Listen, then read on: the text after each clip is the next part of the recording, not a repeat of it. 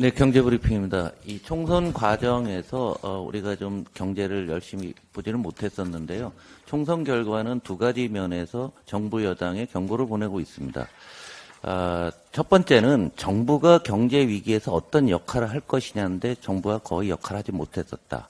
두 번째는 가까이에는 물가 오름세의 심리를 잡지 못했다라는 것이 두 가지가 지금 우리가 민생 논의를 할 때 정부 여당의 실패라고 생각합니다.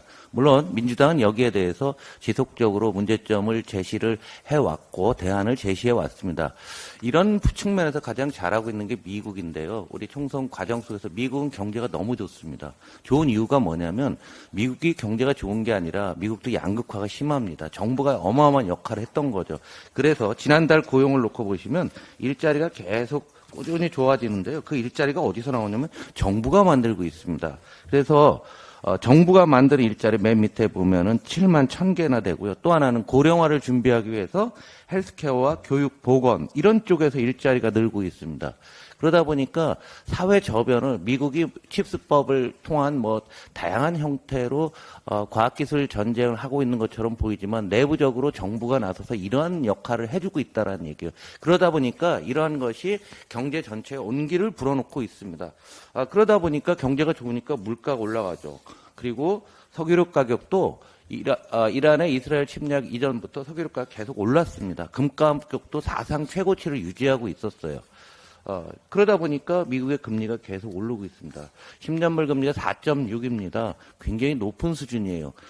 올 하반기에 한 4번쯤 금리를 내리지 않을까라고 봤었는데 총선 기간을 통해서 미국의 물가가 너무 오르니까 2번도 안 올릴 것 같다라는.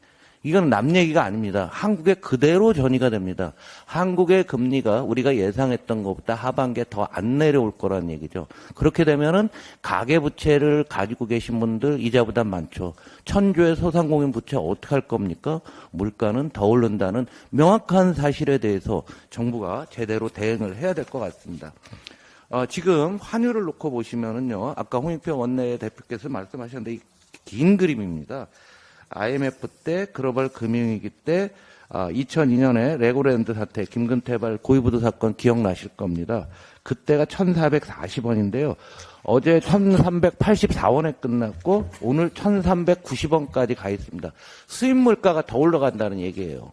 그러면 지금도 물가가 높은데 수입 물가가 더 올라가니까 물가 잡기는 어렵고 금리는 계속 높으니까 올해 경제의 기본 전망들이 다 바뀌어야 된다라는 얘기입니다. 지금 뭐 물가 뛰는 것을 살펴보시면 모든 원재료 가격들, 식용유, 설탕, 된장, 카레, 우유 안 올라가는 게 없죠. 모든 것이 다 올라가고 있고요.